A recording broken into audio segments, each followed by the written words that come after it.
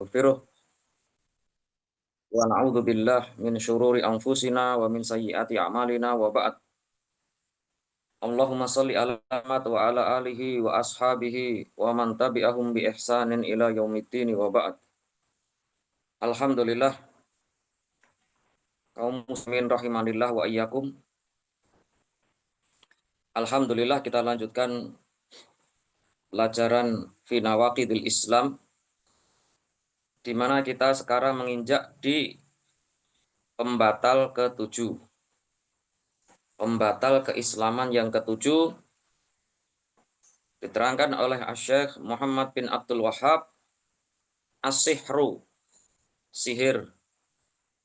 Wa minhu, di antara sihir itu as-sarfu. Sarfu artinya memalingkan. Maksudnya memalingkan di sini adalah menceraikan antara suami istri. Wal atfu, kasih sayang. Ya, membuat cinta kepada sesuatu atau kepada seseorang, kecintaan yang tidak sewajarnya. Faman fa'alahu, siapa yang melakukan sihir, au radhiya bihi, atau ridha dengan sihir, kafara, maka dia kafir. Ya. Di sini Syekh menerangkan bahwa sihir termasuk pembatal keislaman. Sihir itu sesuatu yang tersembunyi. Pertanyaan, kenapa tukang sihir dikatakan kafir? Karena dua hal. Yang pertama, karena minta tolong dengan setan, dan setan tidak akan menolong kecuali harus melakukan perbuatan yang sifatnya kufur. Yang sudah pernah terjadi di Arab Saudi, beberapa tukang sihir ketangkep. Ada di antara mereka yang mengencingi Al-Quran setiap hari, yang menginjak-injak Al-Quran. Ada yang menulis ayat-ayat Al-Quran dengan kotoran manusia. Ada yang memuji syaitan. Jadi tukang sihir dikatakan kafir karena minta tolong, minta bantuan kepada syaitan untuk menyihir. Syaitan tidak akan mau kecuali harus melakukan kekafiran. Kekafiran besar atau syirkun akbar. Atau yang kedua, sebab yang kedua adalah mengaku tahu hal yang gaib. Ketika seseorang mengaku tahu yang gaib, berarti dia telah merampas atau tidak beriman dengan tauhid rububiyah. Termasuk tauhid rububiyah adalah kita meyakini bahwa yang tahu hal yang gaib hanya Allah Subhanahu wa taala. La ya'lamul ghaiba illallah. Tidak ada yang tahu hal yang gaib kecuali Allah. Maka barang siapa yang mengaku atau membenarkan atau meyakini bahwa ada seseorang yang tahu gaib selain Allah, berarti orang ini mendustakan Al-Quran, mendustakan As-Sunnah, dan mendustakan ijma'ul muslimin. Maka orang ini kafir. Ya, dengan dua sebab ini, satu sebab saja bisa membuat seseorang kafir, apalagi duanya. Ya. Itulah sebab kenapa tukang sihir kafir, karena entah karena sebab pertama atau sebab yang kedua atau dua-duanya. Ya. Bahkan bukan hanya tukang sihir saja yang kafir. Orang yang ridho dengan amaliyah sihir itu pun juga kafir. Orang yang ridho dengan kekufuran, maka dia kafir. Ya. Demikian juga orang yang menyuruh untuk melakukan sihir juga sama. Orang yang belajar sihir dengan tujuan untuk menyihir, kafir. Ya. Orang yang mengajarkannya apalagi. Ya. Kemudian Syekh Shalih Fauzan di sini mengatakan salah satu sihir itu adalah as-sarfu, menceraikan suami istri. Wal atfu, membuat kasih sayang yang tidak sewajarnya. Ini yang dinamakan dengan sihir yang hakiki. Jadi sihir ada dua, ada hakiki. Hakiki itu contohnya adalah bisa menyakiti orang, bahkan bisa membunuh. Juga menceraikan suami istri lewat bantuan syaitan, kemudian akhirnya menjadi benci kepada istrinya dengan kebencian yang tidak sewajarnya. Ini sihir yang hakiki. Ya. Bahkan Rasulullah sendiri pernah disihir oleh seorang Yahudi, Labid al-A'sam, pernah menyihir Yahudi. Yahudi pernah menyihir Rasulullah SAW. Tetapi sihirnya orang Yahudi tidak akan merubah atau merusak, karena Nabi Muhammad itu maksum, terjaga dari kesalahan. Tetapi sihirnya di sini hanya sekedar seolah-olah Nabi melakukan perbuatan padahal tidak, atau tidak melakukan seolah-olah melakukan. Ya. Jadi tidak sampai berhubungan dengan wahyu, karena Nabi Muhammad maksum. Ya. Jadi sihir yang menimpa Rasulullah ini seperti sakit yang lain, seperti sakit-sakit yang lain. Kemudian Allah mengutus dua malaikat untuk meruqyah Nabi Muhammad SAW. Malaikat meruqyah dengan dua surat, surat Al-Falaq dan surat An-Nas. Ya. Kemudian malaikat juga tahu di mana tempat buhulnya. Kalau kita tahu tempat buhulnya, maka ini cara yang paling efektif untuk menghancurkan sihir. Buhulnya kita bakar, kita hancurkan, insya Allah sihirnya selesai. Tapi kebanyakan sulit untuk mencari buhul itu, kebanyakan sulit karena disembunyikan oleh setan. Maka dengan cara-cara yang lain. Tapi kalau buhul itu ketahuan, maka insya Allah sihir itu mudah dihancurkan dalam waktu yang cepat. Nah, di sini buhulnya sudah ketahuan. Akhirnya buhulnya Rasulullah menyuruh sahabat untuk mencari di sumur tertentu, kemudian dapat dan dihancurkan. Kemudian ada sahabat yang mengatakan, tidakkah kita membunuh orang Yahudi ini, wahai Rasul? Nabi mengatakan, Allah faqad syafani. Ada Allah sudah menyembuhkanku. Aku tidak ingin membuka pintu fitnah. Kenapa? Karena antara Nabi, antara umat Islam dengan Yahudi saat itu ada perjanjian damai untuk tidak saling menyerang. Makanya mereka namanya kafir mu'ahad. Antara kita dengan mereka ada perjanjian damai. Rasulullah membunuh orang Yahudi tadi, maka akan terjadi fitnah. Kenapa? Karena sihir itu sulit dibuktikan. Nah, sihir itu sulit dibuktikan. Orang-orang Yahudi tidak akan menerima. Orang-orang Yahudi akan mengatakan, wahai Muhammad, kenapa kamu membunuh seseorang dari kami? Nah, akhirnya terjadilah fitnah. Maka Rasulullah tidak ingin membunuh si Yahudi yang telah menyihir tadi, karena khawatir akan difitnah. Tetapi di satu sisi Rasulullah tidak mengingkari bahwa hukuman penyihir itu bunuh. Ya, Rasulullah tidak mengingkari perkataan sahabat di sini. Cuma Rasulullah memberikan alasan kenapa tidak mau membunuh Yahudi ini, karena khawatir akan muncul fitnah. Nah, sudah ada perjanjian antara umat Islam dengan Yahudi, perjanjian untuk hidup bareng, damai. Maka kalau Rasulullah tiba-tiba membunuh, tidak akan diterima oleh orang Yahudi. Ini namanya sihir yang hakiki.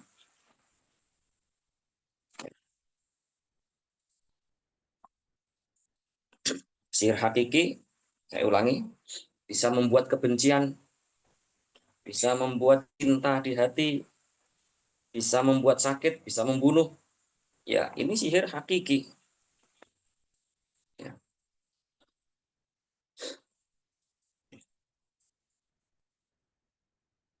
Kemudian sihir yang kedua, namanya sihir takhyili alan. Jadi benda tadi tidak akan bisa berubah. Yang bisa merubah benda menjadi makhluk hidup hanya Allah. Tidak seorang pun yang bisa merubah benda menjadi makhluk hidup. Atau makhluk hidup dirubah menjadi benda, tidak akan bisa.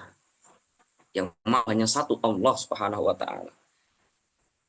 Tetapi tukang sihir bisa dari sisi menyihir mata. Seperti tukang sihirnya Firaun menyihir matanya orang-orang.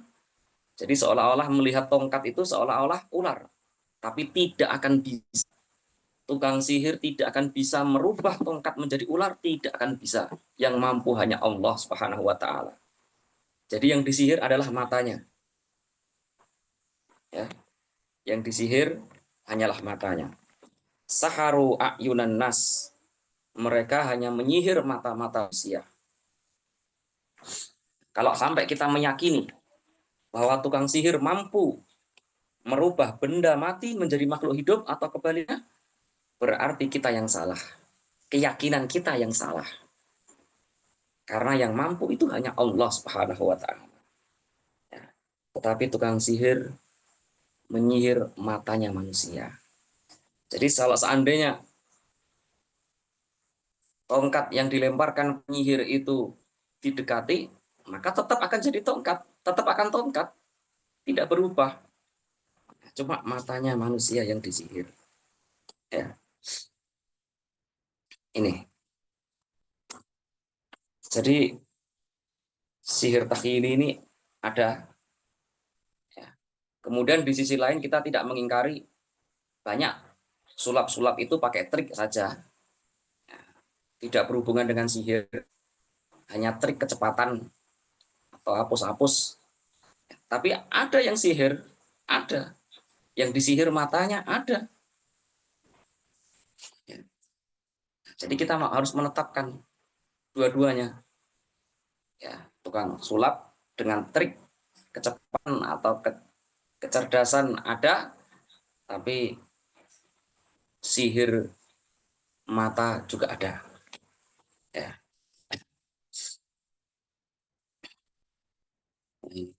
Adapun tentang sihir takhyili di sini dikatakan falamma alqau sahara yunan nas. Maka ketika mereka para penyihir ini melempar tongkat-tongkat mereka, mereka menyihir matanya manusia. Seolah-olah melihat tongkat itu berubah menjadi ular, padahal tongkat tidak akan bisa berubah menjadi ular. Itu hanya kekhususannya Allah. Allah yang mampu.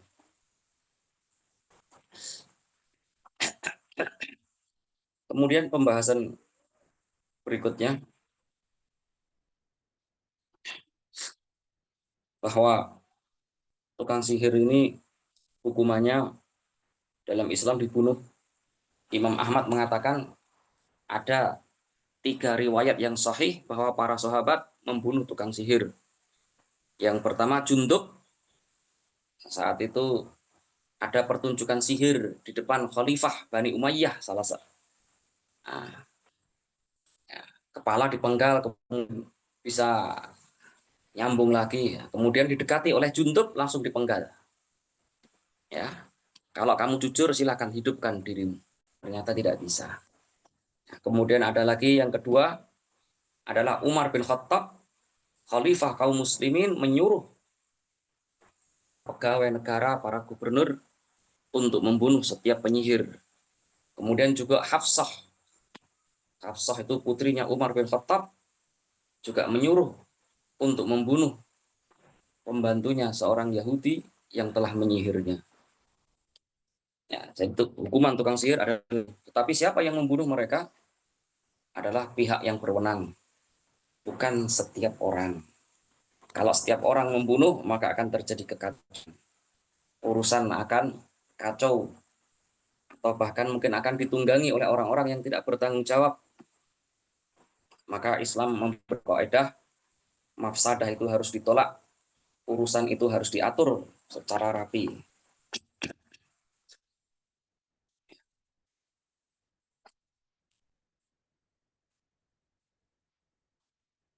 Kemudian dalil-dalil tentang sihir ya. Siapa yang mengajarkan sihir? Yang mengajarkan sihir adalah para syaitan. Yang kedua, apakah benar malaikat Harut dan Marut dikirim untuk mengajarkan ilmu sihir? Jawabannya benar. Allah mengutus malaikat Harut dan Marut untuk mengajarkan ilmu sihir sebagai ujian untuk manusia. Tetapi dalam ayat ini dikatakan bahwa malaikat ini tidak akan mengajari kecuali setelah memberikan nasihat. Jangan belajar ilmu sihir, kamu akan kafir, kamu akan sesat. Tapi kalau kamu mau, tetap akan saya ajari. Jadi Allah mengutus untuk ujian. Siapa yang lulus dalam ujian ini dan siapa yang kafir, siapa yang muslim. Ya. Jadi Allah tidak menciptakan semua untuk sia, tidak. Ya. Jangan ada yang bertanya, kenapa Allah menciptakan babi kalau memang babi itu haram? Salah satu tujuannya adalah hanya salah satu ya, untuk ujian. Siapa yang makan daging babi dosa, siapa yang meninggalkan dapat pahala. Ya. Ini dalam surat Al-Baqarah ayat yang panjang yang terkenal. Ya. Wa ma kafara Sulaiman. Sulaiman itu kafir. Kenapa? Karena setan ini menuduh bahwa Sulaiman telah melakukan sihir dan kekafiran. Setan ini mengatakan bahwa Sulaiman itu mampu memerintah jin, mampu memerintah makhluk-makhluk, hewan-hewan. Karena Sulaiman punya ilmu sihir. Itu tujuan dari para setan dan orang-orang Yahudi. Kemudian dibantah oleh Allah Subhanahu wa taala. Wa ma kafara Sulaiman. Sulaiman tidaklah kafir, walakinna syayatina kafaru. Tetapi justru setan-setan itulah yang kafir. Allah yang mengatakan setan itu yang kafir. Kenapa kafir? Lanjutkan ayat setelahnya, yu'allimunan nasa sihra, karena mereka mengajari manusia ilmu sihir. Jadi mengajarkan ilmu sihir itu kufur akbar. Belajar ilmu sihir juga kufur akbar. Wa ma yu'allimani min ahad. Tidaklah dua malaikat ini mengajar ilmu sihir kepada seseorang sampai malaikat ini mengatakan, sesungguhnya kami ini diutus hanya untuk ujian kepada kalian manusia. Fala takfur, jangan kalian kafir, jangan belajar ilmu sihir. Karena belajar ilmu sihir kekafiran. Tetapi kalau kalian ngeyel, ya tetap aku ajari. Karena memang tujuan Allah mengutus malaikat Harut dan Marut untuk mengajarkan ilmu sihir sebagai ujian.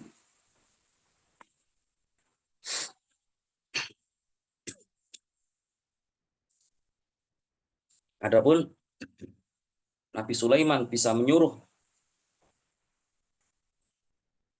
jin, menyuruh hewan-hewan. Ini adalah mukjizatnya Nabi Sulaiman. Nabi Sulaiman diberi kekuasaan yang tidak pernah seorang pun diberi kekuasaan seperti ini.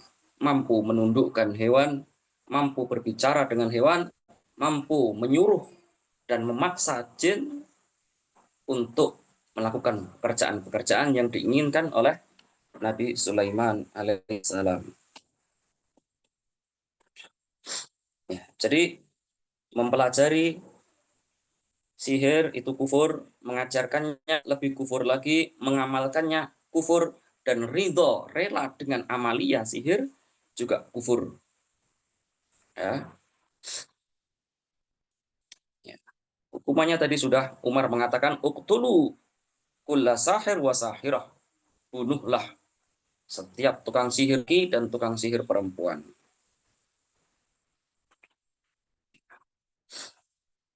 Kalau kita tahu itu sihir, maka menyaksikannya pun juga tidak boleh. Menyaksikan pertunjukan-pertunjukan, karena sesuatu yang mungkar, sesuatu maksiat itu harus diingkari.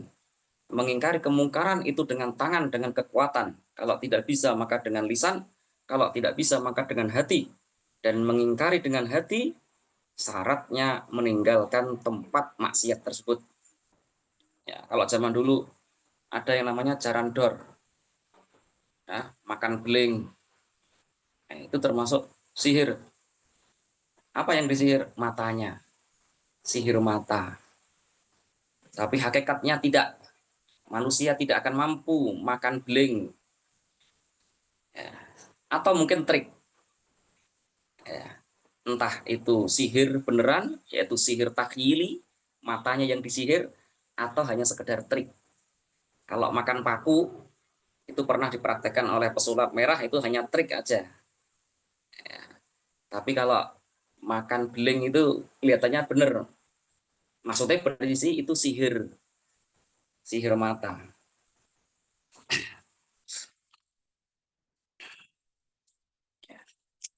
Bagaimana kita bisa selamat dari sihir? Dulu pernah kita terangkan bahwa para ahli mengatakan banyak penyakit itu bersumber dari setan. Apa saja yang bersumber dari setan? Yang pertama, sihir. Kalau sihir ini berarti akan menyihir. Kemudian yang kedua, ain. Ain ini dari pandangan mata. Entah kita takjub atau kita tidak suka, kemudian kita tidak menyebut Masya Allah, tidak menyebut Subhanallah, ya, kita kagum terhadap sesuatu, atau kita iri terhadap sesuatu, kemudian kita memuji, atau bahkan mencela, maka bisa terkena ain. Ain itu setan menumpangi, kemudian terjadilah sakit dan lain sebagainya. Ya, dalam sebuah riwayat, Nabi mengatakan banyak umatku itu mati karena ain. Ya, betapa banyak. Ya, pada zaman Nabi ada orang sahabat badannya putih, kemudian dilihat oleh sahabat yang lain, kagum banget tanpa menyebut Masya Allah, Subhanallah, atau Barakallahu Fik, kemudian langsung jatuh orang itu tadi. Ya, jatuh, kemudian Rasulullah bertanya, siapa kira-kira yang kalian tuduh memiliki ain atau baru memuji-muji tadi? Nah, kemudian disebutkan si fulan. Akhirnya si fulan dipanggil, disuruh mandi atau berwudu, airnya dikumpulkan bekasnya, baru dibiurkan ke orang yang sakit tadi, baru sembuh. Nah, jadi obatnya bukan cuma itu saja, bisa dengan ruqyah, dengan kimia juga bisa. Kadang seseorang disihir mengenai jantungnya, diobati dengan obat kimia juga bisa sembuh. Dengan obat herbal bisa sembuh, dengan bekam juga bisa sembuh, asalkan tahu titik-titiknya. Ya, jadi obat itu bermacam-macam.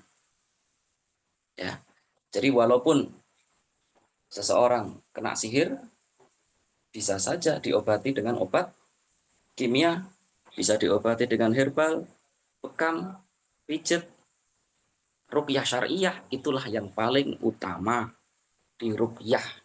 Nah, ini bermacam-macam. Ya, caranya bermacam-macam. Ya, cara yang paling efektif. Ya, jadi tadi saya katakan sebagian penyakit itu karena sihir, yang kedua karena ain. Ain itu memandang, takjub atau iri. Nah, itu juga dari syaitan, tapi tidak ada yang membuat. Kalau sihir ada yang membuat. Kalau ain tidak, ya berarti ya. Kemudian ada murni gangguan setan, ada. Ya, yang ketiga ini bukan sihir dan bukan ain, murni gangguan jin atau setan. Ya. Kemudian ada yang keempat, sakit beneran, sakit medis. Ya. Ya. Jadi Nabi Shallallahu Alaihi Wasallam menyuruh kita, kalau kita pergi ke suatu tempat, Nabi menyuruh untuk berdoa, A'udzu bikalimatillah at-tammat min syarri ma khalaq. Aku berlindung kepada Allah dengan kalimat-kalimat Allah yang sempurna dari kejelekan makhluknya. Ya, insya Allah terlindungi. Ya, mau ke rumahnya siapa atau ke tempat mana, berdoa ini. Tapi doa itu harus dengan penghayatan, bukan cuma di lisan. Kalau di lisan, hanya sekedar di lisan, maka kekuatannya, ya, kekuatannya lemah. Doa itu kuat ketika hati kita kuat. Ya, kenapa? Para ulama kalau meruqyah itu tidak butuh waktu lama. Ya, ada Syekh Abdul Aziz bin Bas, itu terkenal, ada kisah jin-jin di Jazirah Arab ini pada sama Syekh bin Bas. Padahal Syekh bin Bas kurus, buta. sudah tua. Tapi kenapa kok bisa sampai jin-jin pada takut? Karena tauhidnya, karena keimanannya kuat. Itu jin takut. Sekarang ya coba, dalam sebuah riwayat Rasul kabarkan bahwa kalau Umar lewat di suatu jalan, maka setan-setan itu minggir. Padahal Umar tidak melihat setan. Umar tidak melihat. Tapi kenapa kok sampai jin-jin itu takut? Karena panas, karena keimanan yang ada dalam dada Umar bin Khattab. Ya, demikian juga Syekh Abdul Bas, itu jin-jin di Jazirah Arab pada takut sama Syekh. Syekh bin Bas itu kalau meruqyah sebentar, 1 menit, 2 menit, sembuh. Orang seperti kita meruqyah 1 jam, 2 jam, nggak ada rohnya. Kenapa? Karena keimanan kita lemah. Tapi kalau keimanan kuat, maka insya Allah hasilnya cepat.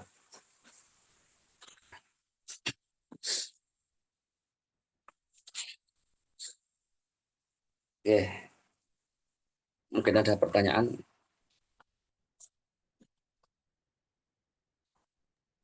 Monggo silakan Bapak Ibu sekalian yang ingin bertanya sebelum kita lanjutkan.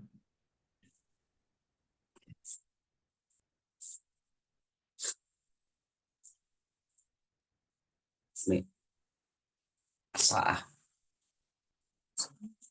sah.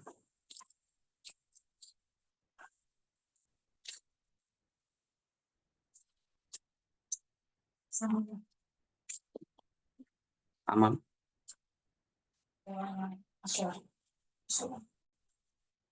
Oke. Kalau mau tanya silahkan, nanti ya langsung dipedot, nggak apa-apa. Iya, cara yang paling efektif supaya kita selamat dari gangguan sihir, ain, atau setan adalah kita merutini pagi sore. Adkar, zikir-zikir pagi sore itu sangat penting sekali. Terutama yang 2 zikir ini. A'udzu bikalimatillah at-tammat min syarri ma khalaq. Pagi 3 kali, sore 3 kali. Juga bismillahilladzi la yadurru ma'ahi syai' fil ardi wala fis sama' wa huwas samiul alim. Bismillah, dengan nama Allah yang la yadurru, tidak akan memadori sesuatu pun di muka bumi ini jika disertai dengan namanya Allah Subhanahu wa taala. Kemudian ada juga obat dari sihir atau gangguan setan secara umum, ya, makan kurma ajwah setiap pagi 7. Kurma ajwah, kurma Nabi yang kecil-kecil hitam itu. Ada yang mengatakan tidak mesti harus kurma ajwah, yang penting kurma. Ada pendapat kedua. Ya, pendapat pertama mengatakan harus kurma ajwah. Pendapat kedua tidak mesti, yang penting kurma.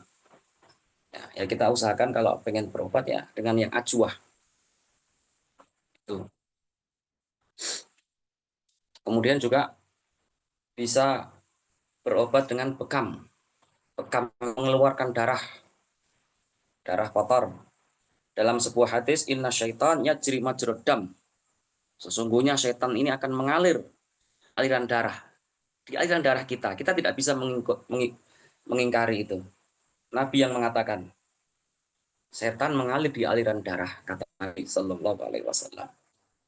Maka salah satu obatnya adalah dibekam atau difasdu. Ya, fasdu kata Ibnu Qayyim ada. Fasdu itu biasanya satu di titik tangan, titik kaki, gitu. Itu juga mengeluarkan darah dari vena katanya. Ya, ya. Itu hikmahnya yaitu karena setan mengalir di aliran darah. Maka bisa bersama darah yang keluar.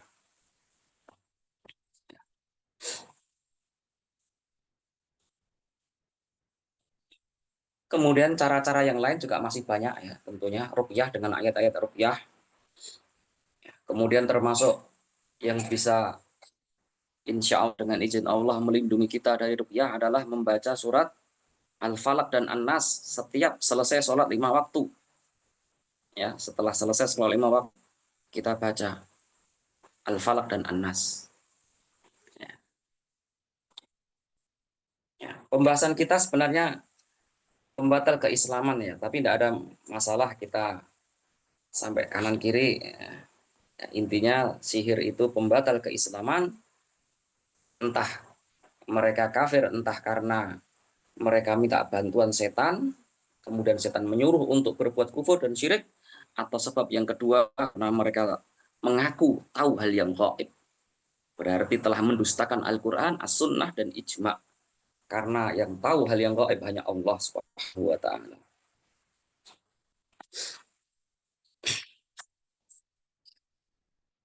Kemudian ada lagi obat-obat yang manjur untuk menghadapi kalau ain tadi ya itu ya salah satunya ya. Kadang sulit, siapa yang baru memuji saya, kadang sulit, tapi kadang mudah. Ya, baru saja siapa tadi yang baru memuji.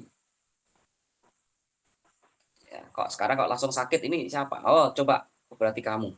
Kemungkinan coba kamu wudhu atau mandi, airnya dikumpulkan untuk gebyur orang ini. Ya, jadi ain itu luar biasa. Banyak umatku mati karena ain. Ya, luar biasa. Saya melihat dengan mata kepala sendiri saya.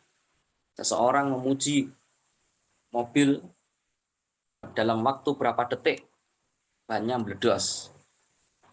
Hanya waktu berapa detik motor nggak bisa nyala, padahal motor yang bagus.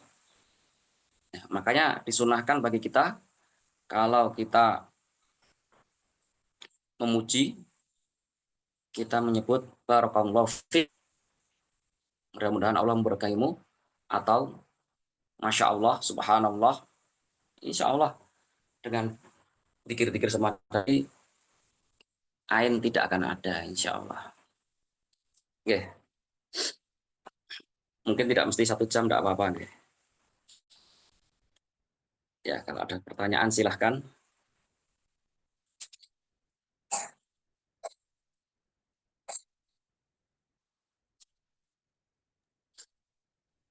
Ada pertanyaan ini.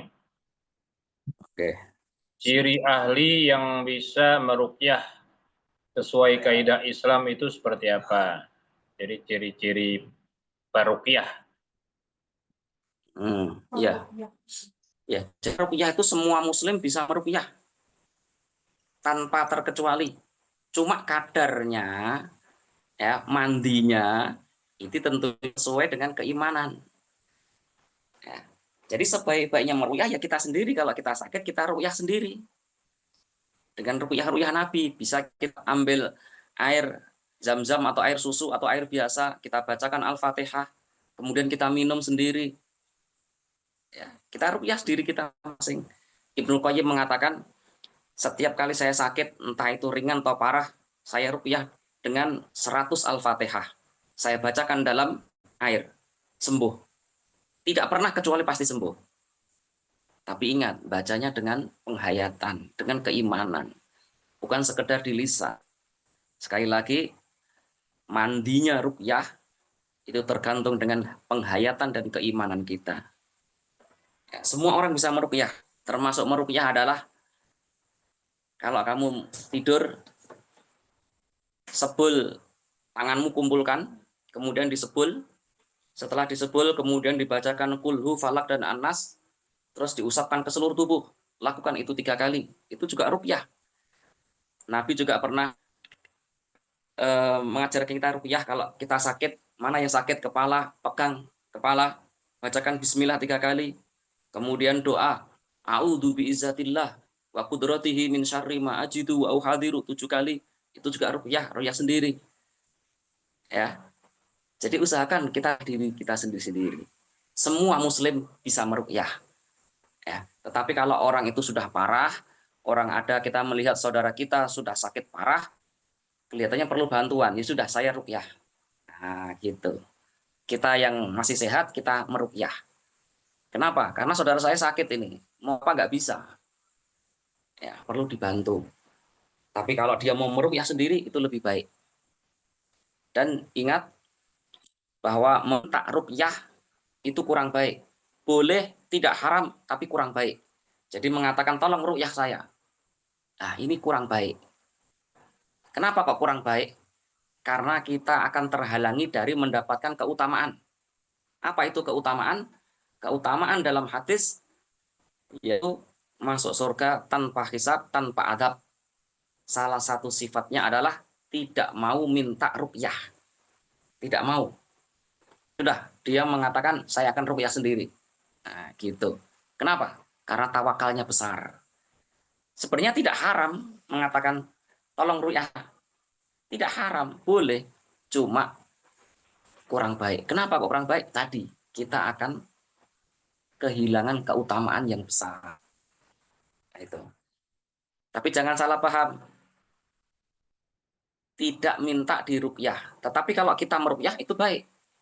Lihat ada orang sakit tak ruqyah. Nah, ini kebaikan dari saya. Nah, ini tidak masuk ke dalam hadis. Kalau dalam hadis tadi tidak minta diruqyah. Ya. Atau misalkan saya menyuruh orang lain tolong ruqyah orang itu, bukan saya. Orang itu sakit. Saya nggak mau. Karena saya tidak minta. Saya tidak minta untuk meruqyah saya, tapi saya minta untuk meruqyah orang lain.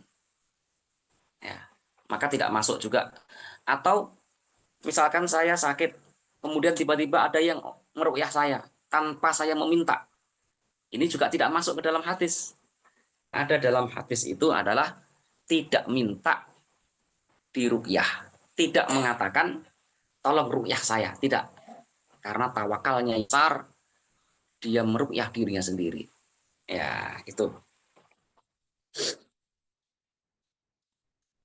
Jadi semua orang bisa meruqyah, tapi sebaik-baiknya orang yang meruqyah adalah yang punya keimanan yang bagus, imannya bagus, ilmunya bagus.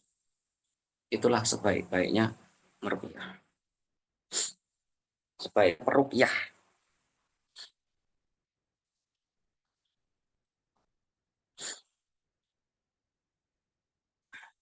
Oke,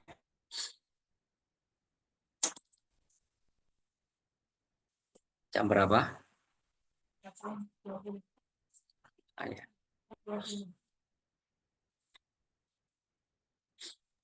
Halo, Assalamualaikum. Waalaikumsalam. Waalaikumsalam. Sebenarnya pengen tahu lebih banyak ini Ustadz, ya, tentang Ain tadi itu. Masih sedikit sih informasi tentang Ain itu.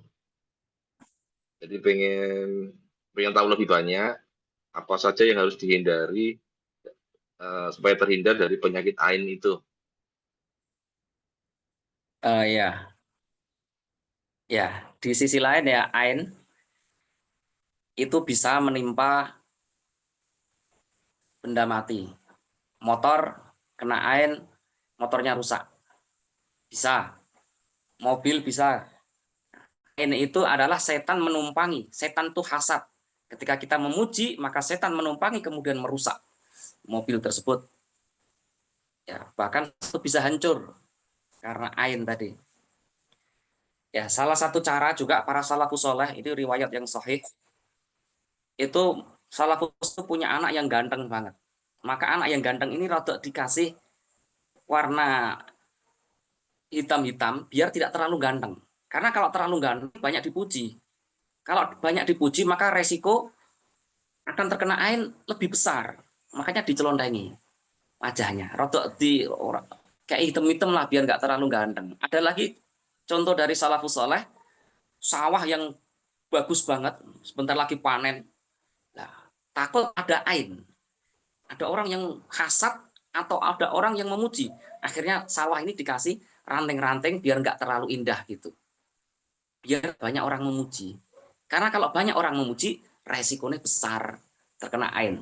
Ya tidak mesti kena, tidak mesti. Ya, jadi ain mesti banyak orang memuji juga kadang nggak ada masalah. Banyak orang hasad juga kadang tidak masalah.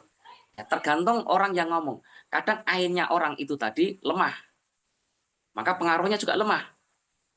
Atau pemilik kebun ini atau pemilik anak ini punya pertahanan yang kuat, maka ainnya bisa tertolak. Jadi faktornya ada banyak. Entah karena lemahnya kita, semakin iman kita lemah, maka semakin rentan terkena ain. Atau yang sebab yang kedua, orang yang punya ain, yang memuji atau hasad tadi, itu lemah, ain lemah, ya lemah juga. Ya, jadi faktornya ada banyak. Ya, jadi ini bukan sesuatu yang pasti terjadi. Setiap kita mau pasti hancur, ya enggak kayak gitu juga. Kadang setan tidak hadir. Ya, dan ini luar biasa. Nah, dalam hadis, kebanyakan umatku mati karena ain. Ya, kebanyakan umatku mati karena ain. Nah, betul, nanti diperiksa di dokter, ternyata jantungnya tersumbat. Akhirnya dikasih ring. Betul, sembuh. Tapi sebabnya apa? Sebab utama ada sesuatu yang sembunyi, yaitu gangguan setan. Ya sembuh, diobati dengan ring, sembuh, nggak ada masalah, silahkan. Tapi asal mulanya dari ain, dari setan. Sekarang apakah ada yang sudah mampu meneliti secara ilmiah bahwa setan itu mengalir di aliran darah? Apakah ada dokter yang pernah meneliti seperti itu? Saya belum pernah tahu, tapi kita percaya Nabi yang mengatakan inna syaitan yajri minal insan majrad dam. Setan itu mengalir di manusia di aliran darah. Ya, sehingga bisa menyakiti kita.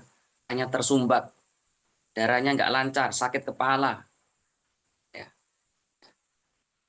Kita tidak mengingkari sebagian penyakit ya karena memang murni. Tapi sisi ini banyak sekali. Ya, sisi ini banyak sekali. Ya, sebaik-baiknya kita rutini zikir pagi sore. A'udzu bikalimatillah at-tamat min syarri ma khalaq. 3 kali pagi sore, dan bismillahilladzi la yadurru ma'asmihi fil ardi wala fis sama' wa huwas samiul alim. Itu. Ya, mungkin dari sisi apa lagi saya tidak tahu.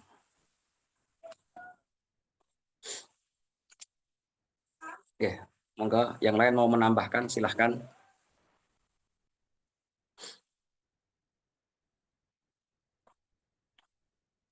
Ya. Makanya para ulama memperingatkan ya.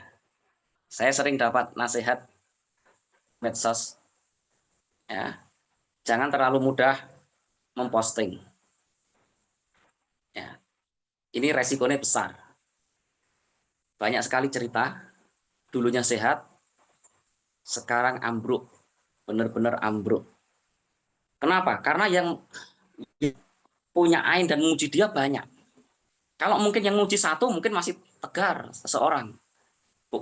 Oke, memposting, tapi yang memuji atat kena ain mengenai ainnya cuma satu, akhirnya bisa bertahan, masih kuat, nggak ada masalah. Tapi kalau yang sampai diposting kemana-mana, akhirnya ribuan orang memuji atau hasad, semakin banyak mengenai dia ainnya, maka pertahanannya semakin melemah.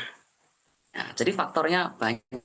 Kalau cuma satu orang mungkin masih kuat, tapi kalau 2 orang, 3 orang, 4 orang, ya, itu banyak cerita-cerita yang kita tahu itu di medsos, orang yang aktif sekarang ambruk, stroke, nggak bisa apa-apa. Ya.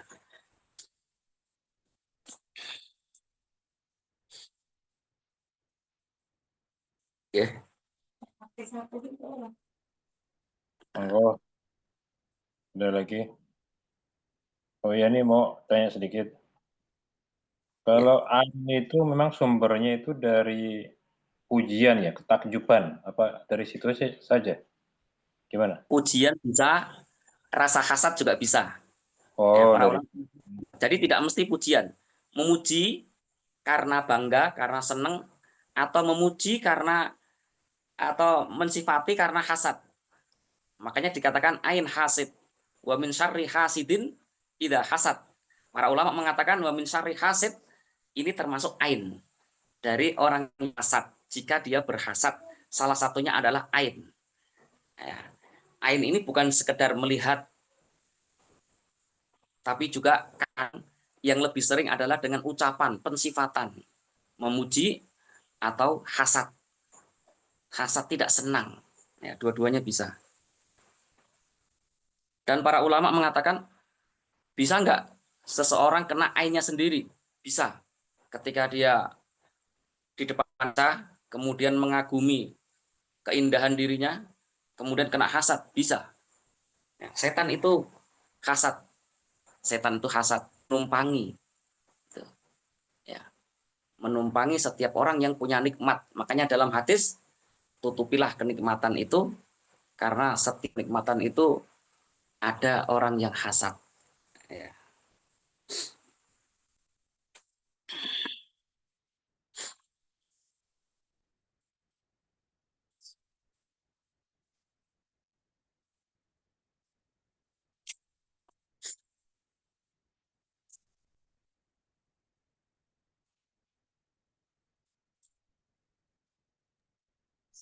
Yuk, monggo lagi. Ada lagi pertanyaan?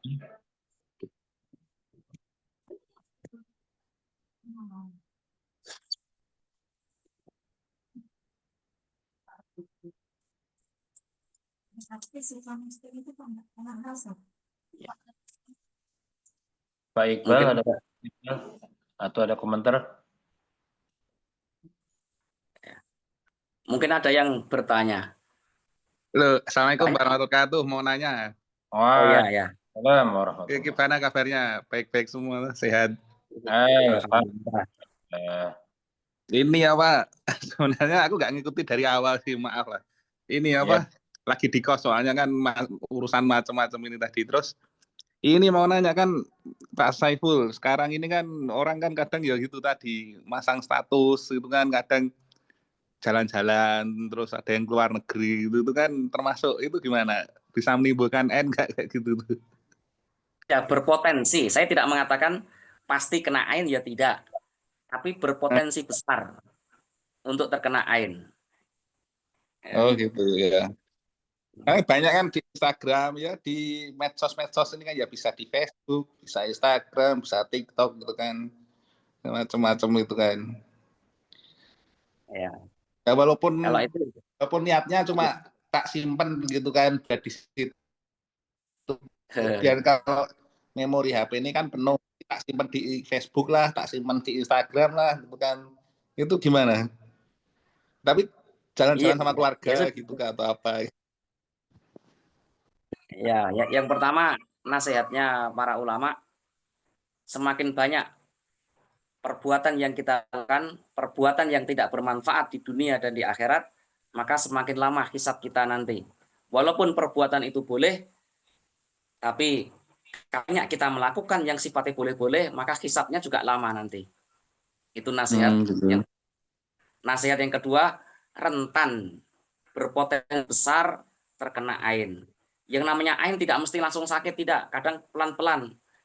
Satu orang mengenai satu, agak sedikit sakit. Gimana kalau sampai banyak yang hasad atau yang memuji, ainnya kena semuanya? Maka semakin lemah pertahanan kita. Ya, intinya kita berusaha seperti salafus soleh untuk melakukan kegiatan, perbuatan yang jelas itu bermaslahat entah di dunia atau di akhirat. Biar hisab kita tidak panjang. Oh gitu. Terus ini Sang, sebenarnya gimana ya? Kayak foto-foto lama gitu kan, kayak istriku kan dulu nggak berjilbab, tapi masih ada foto-foto lama yang nggak berjilbab, itu gimana? Di medsos gitu kan. Ya, Meh ngapusi itu belum ada waktu, nggak ada waktu kadang-kadang gimana? yes, ya pelan-pelan gitu aja sudah. Fattakumullah mastata'tum. Bertakwalah sesuai kemampuan. Pelan. Tapi suami tanggung jawab gitu tuh. Suami ini tanggung jawab. Kalau dulu-dulu ada foto di medsos masih belum berjilbab gitu. Pokoknya kita menasihati, kita berbuat semaksimal mungkin, kita menasihati semaksimal mungkin, itu aja. Jadi semaksimal mungkin kita melakukan kebaikan dan menjauhi perbuatan yang tidak bermanfaat. Gitu ya. Iya. Ini syukron ya ya. Oke. Oke. Ya, Udah ngapunten. jam setengah di sini nih. Udah Ya, ya. ngedrop. Ya udah lanjut. Sudah jamnya ya? Ya, sudah jamnya, sudah lebih 4 menit. Mungkin penutup. Oke. Penutup. Kita cukupkan. Kita doa kepada Allah Subhanahu wa taala. Mudah-mudahan Allah menjaga kita semua yang ada di majelis ini dari sihir, dari ain dan gangguan setan. Amin. Dan keberkahan hidup di dunia dan di akhirat. Amin ya rabbal alamin. Subhanallahumma wa bihamdika asyhadu an la ilaha illa anta astaghfiruka wa atubu ilaik. Assalamualaikum warahmatullahi wabarakatuh. Waalaikumsalam. Waalaikumsalam. Terima kasih semuanya. Terima kasih Pak Narsum. Sampai Terima kasih jumpa. Pak Nasbar ya. Saya tutup ya.